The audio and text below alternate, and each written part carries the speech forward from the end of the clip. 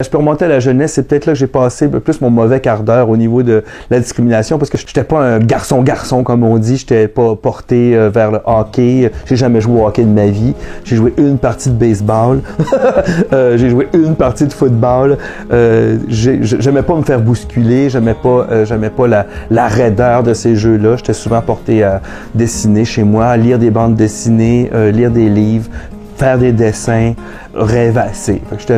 Je jouais de la guitare. Déjà à 9 ans, je jouais de la guitare. Donc, c'est vraiment les arts, moi, qui m'intéressaient. Puis à l'école, ben, ça se sentait. J'étais rapidement catalogué comme un peu tapette, là, tu sais.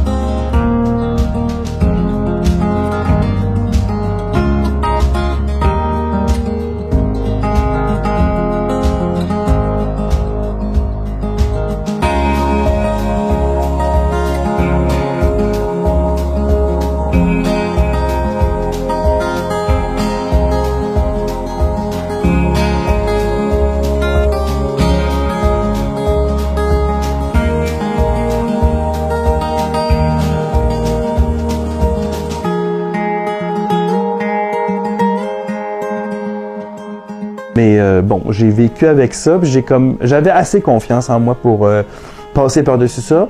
Puis j'avais des adultes autour de moi aussi qui confirmaient que c'était correct d'être comme j'étais, puis de continuer, puis de pas m'occuper de ces garçons-là, puis c'est ce que j'ai fait toute ma vie, puis je suis content aujourd'hui.